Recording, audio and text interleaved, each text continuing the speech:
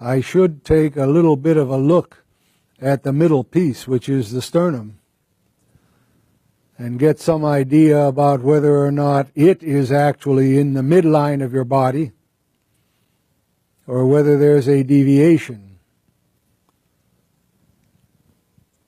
So in this case, I place the pads of my middle fingers specifically. One of them, near the top, is into the little notch at the top of the body of the manubrium. That way, my index and my ring fingers can contact the area of the clavicle meeting the sternum, the sternoclavicular joint.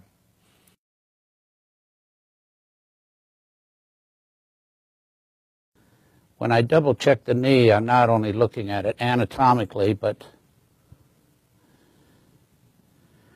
I find that, of course, usually there's some kind of compensation in the knee secondary to a foot and ankle issue, and I'm pushing up with my thumbs, and I look at this more as an energetic rebalancing of the knee rather than an anatomical, but they have to go together until I feel my breathing in the joint as being symmetrical, which I have right now.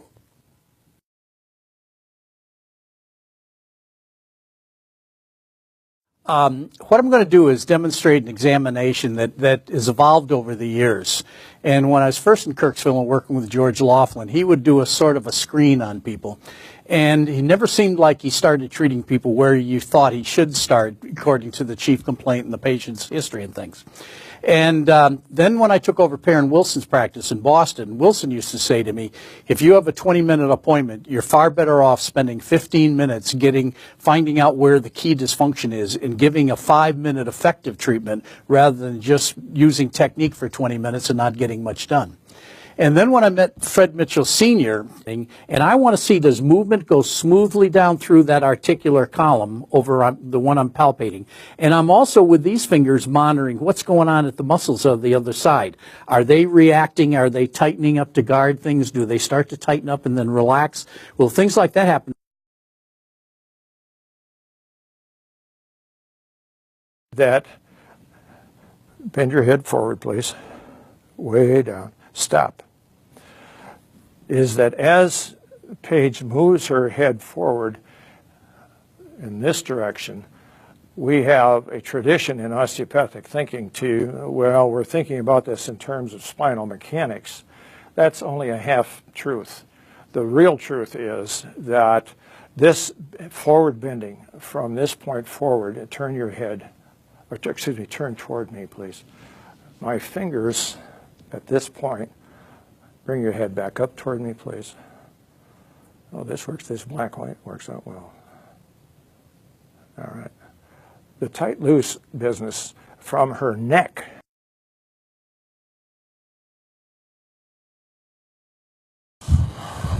Take a deep breath in and out.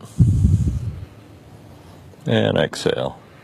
What I was checking there was to see if there was any kind of respiratory dyskinesis of the suboccipital muscles. Take a deep breath in and out. And exhale. And now I'm going to see if there's any swallowing dyskinesis. Take a deep breath in and out. Exhale and swallow. And no asymmetric muscle firing there. And now clench your teeth together. Good. And relax. So none of those evoked any muscular dyskinesis.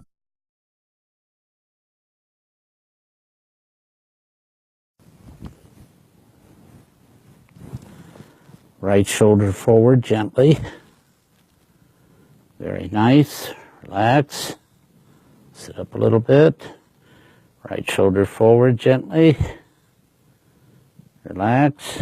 Sit up for me. Right shoulder forward. This is an FRS. We treat it in extension. Let it go. Both shoulders forward gently and let it go. Good job.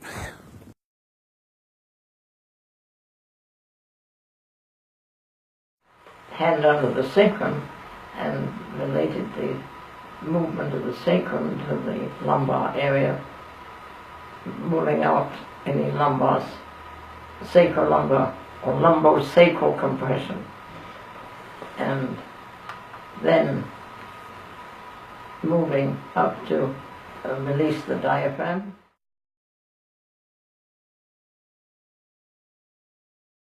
At all. And I strongly advise you to save yourself, never burn a calorie when you don't have to. To position a patient, learn to lift and roll. Don't lift them up.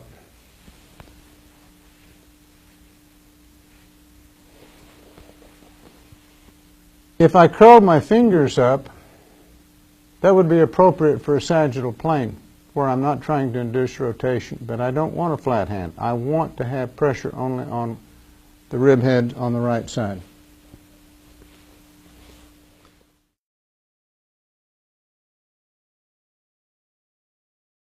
A lot looser. Good. That's another one. He's used his arms a lot. In your work? Uh-huh. Uh-huh. You can tell. I can tell.